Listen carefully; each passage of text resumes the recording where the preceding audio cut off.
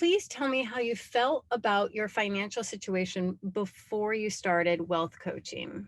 So when my brother told me about your services, I was embarrassed to start because I felt like we didn't have enough money that was worth managing. And I joked and said, how's she going to tell me what to do with my 2 pennies? So I was really apprehensive about getting the ball rolling and communicating with you our current situation. Everything was planning the vacation was stress. The holidays were stress. Anything that happened to the car was stress, right? I mean, Right. it was just there was no plan. It was just, even though we were living paycheck to paycheck, we just kept sliding into debt. I think a lot of people can relate to that answer. What other strategies did you try before you started with me? It was poor. It was looking at what was left at the end of the month to play catch up. So if everything had gone out, I looked at what our income that remained in our checking account and said, where can I spread that to the debt that we have to try and be effective with it? But in essence, it was just spreading it too thin and really not, it was little punches instead of a big punch to get rid of something. I literally actually cannot believe that. I mean, I know I saw the statement of financial position, but we never really talked about like how you felt before we met. And because your situation is so wildly different now, which we will get to, but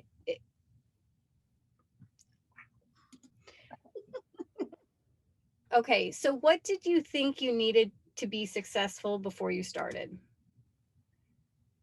Attention. I needed to actually look at what I was spending money on and just accepting that my choices were not the best for us as a family. Instead of impulsively buying anything without regret, I realized that I actually had to look at it and slow myself down because it wasn't making me happy. It wasn't making me feel better at the end of the month. The trinkets that I had or the money that I spent at the end of the month, I was still just as stressed that we had debt. Yeah, it was definitely, we were in need of budgeting. I mean, we knew, listen, right? We knew what was coming in, we knew what was going out. We just didn't know how to avoid what was going out, like how to mitigate it. I think, as you know, with our income, Drew gets paid every week and I get paid every other week. So the only strategy I ever had was knowing that twice a year I had 3 checks coming in and 4 times a year, Drew had 5 checks coming in. So when those months hit, that was the only thing I did was at that month, take anything that was extra and just dump it into the credit card debt, hoping to make enough of a recovery. But that was not the proper way of doing it. It was almost like I was ignoring the debt. Because in those 6 months, we were tripling the credit card debt for that one bailout month. Yeah, but it's so common to think if I pay more to the debt will go away. But it's actually a mirage. It actually digs you deeper, but it's very hard to think pay less to the debt and I'll get out of debt faster. I think that's sounds too good to be true, I guess. Fascinating answer. So why did you all of a sudden seek wealth coaching? What was the event like? Okay, why now? I think it was college. I think just worrying that college was coming. Yeah, and credit. It was like the desire to help the kids with the tuition and the current credit card debt that we had. It was unimaginable that we would be able to assist the kids. And I think that for me personally was such a strong motivator for me to, jump in feet first and start doing something to make us better. Because it was stressful and I hated being as stressed every single month. It was stressful. Just looking down the road and seeing that we had debt and we wouldn't be able to help them with their impending debt. Everybody wants to be rebirthed as your children, loving parents. So how long did it start to take seeing or feeling results when you started? There's that big leap of holy heck, I'm now going to pay money when I'm having money problems. So how long does it take to feel okay with that? It was trusting the process. Like you had told us to make some significant moves with money that we had kind of sitting in a corner, think that that would solve all of our problems. But sitting there was doing nothing to solve anything. And it was a false sense of security where you made us make that one big transition of getting rid of that stock and paying off debt so that we could clean our slate as quickly as possible. But absolutely, I did not come on board for months. I was like, I look at incoming and outgoing and I don't see it happening. I don't see it changing. And you kept saying to us, you know, you'll see it. And you kept telling us, you're gonna find money, it's gonna make money. And I'd be like, the oil bill is consistent. The water bill is consistent. The mortgage is consistent. Income versus outgoing. $75 every time we go to Target is consistent. Yeah. But I would say it took me I'd say 9 months before I was drinking the Kool-Aid. And Yeah, you know, guys, oh, what a brilliant, honest answer. It was a very emotional process. I mean, you know, that first year, every time we got done with you, you know, there were some tears. It wasn't pleasant. It wasn't pleasant, you know, but you know, it's listen, we're going to the financial doctor, right? We're getting better. I would say, like, for the first 6 months, I absolutely felt like the process was a complete sacrifice, because the freedom to buy what I wanted to buy, when I wanted to buy it, was taken away. And it was only until about 6 to 9 months later that I realized that what I wanted was different. Mm-hmm. Achieving the goals, reducing the debt was greater than my desire to eat out or buy clothes or buy decorations for the house. They didn't carry that same value that saving and meeting the goals of what I wanted to accomplish just kind of took over. It just flipped for me. Like, this is such a joy to me to listen to. It's just, it's fascinating. You're saying your mindset completely shifted. Yeah, it hurt a little bit in the beginning, but now you think a totally different way. And it's like, you're loving it. Oh, absolutely. Yeah. You know, there are events that are stressful now instead of it just being constant stress. There is no stress. There are problems that come up where I would have been crying, saying, how are we going to pay this? And I don't remember what happened recently. Was it our hot water heater? What broke? It was the boiler. Yeah. It was the boiler. And we were like, okay, well, we need X amount of money. And I was like, we got it. We have it. It's not a problem. I'm not going to consume myself with the stress, because we did what was necessary to have money available when these things happen. And I wouldn't have believed it. I didn't believe it. Something has to be said about your ability to just take a leap of faith. That is incredibly hard, especially for an extended period of time. And it allowed you to literally flip your mindset, is what I'm hearing. And you were successful with a family member of mine, and we sat down across the table from them. I think it was like at least 3 or 4 times where they were like, you have to do this. You're crazy not to. And it just took a while to have the confidence to say, I don't know what I'm doing. I'll surrender to the process and cross fingers, hope for best. And it worked out. So what effects did this experience have on your relationship as a husband and wife, as partners? It's less stressful not having to worry about money. I think the biggest stress we have is, you know, looking at each other's bounty and saying, knock it off. You know? We're not meeting the goals we want to meet because your bounty is, you're spending too much of your bounty. But other than that simple argument, it has done a tremendous positive thing for our marriage, because we're not stressed about money anymore. No, we're really not. I mean, we're making decisions about how we want to go forward with what we have, not about how we're going to go into debt for what we want. Yeah. You know? Yeah. You're a poet. You're a poet. I mean, listen, getting the college tuition behind us, you know, I mean, that's what's I mean, obviously there is a monetary value on that, but you can't put a value on the peace of mind that it gives you. You know? Yeah. It's great. No, and it's actually impacted our children, who are One's just graduated and one is in college, but they kind of hover around. Leave your house. Right. They kind of hover around when we're having our monthly meetings with you and hear our discussions throughout the month, that they're even into it. And my daughter does your $1 million. Rich Girl Academy. Yes, exactly. So she's in it hook, line, and sinker. And it seems as if it's a mindset that is easily passed on, because now even her boyfriend has started Mint.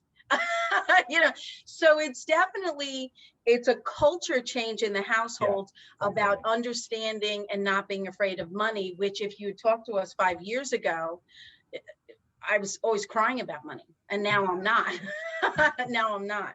Mary, is my dream that it influences children. And I realized to get to the children, you have to get to the parents. So you just gave me a love letter, because I grew up so poor and so afraid about money. But if you can influence generations.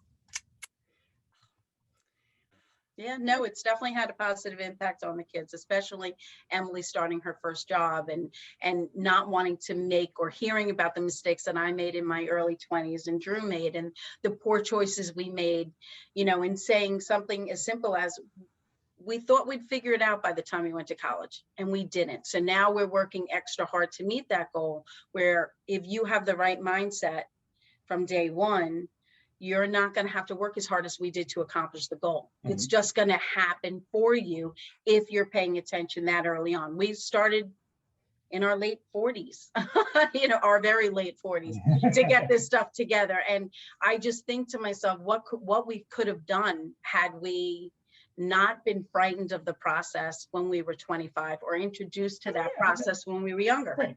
You might have touched on this, but what did you feel you had to sacrifice to achieve your results? Being what's the word I'm looking for?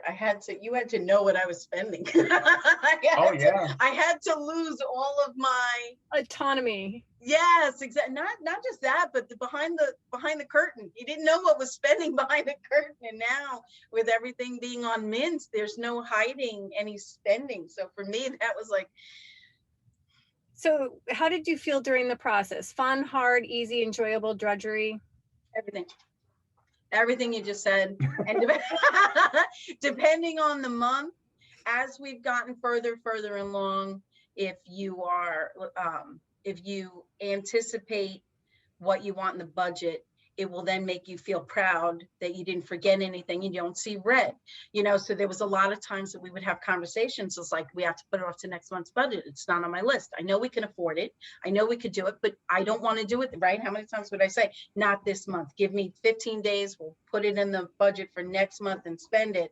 And then that much sooner to get everything that you want. Right. And I can say early in the process were more negative feelings. Later in the process now, it's something we look forward to doing. We look forward to doing it. We look forward to feeling like we can accomplish the goals that we want, because sometimes we don't know if we should or if we could. And it's that confidence that comes with talking with you about long range plans and what are the big budget items, and are you working towards don't forget about that, because it's something you wanted. So the relationship with you helps us feel good. It helps us feel positive, especially when we complete a month and we're like, we have minimal to no red, because we really did anticipate what those expenses would be. And because we stuck in the yellow or the green, more money's going to savings that we never really thought was possible. It's funny when you phrase it like that, right? Like naturally it starts off as a negative, right? Like the dreaded, there's no more to cut, right? these 6 months, there's no more to cut. But now it's absolutely a positive, right? It's a goal. We want to hit these goals, you know.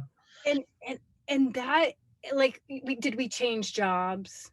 Did we win the lottery? Like, it's literally a shift in mindset, would you say? Right. No, I can speak of like last year. I would have never really gotten on the phone and hunted down how to make the bill less. And it's like, you gave me the courage and the confidence to say, I'm going to call different oil companies. I want a different rate.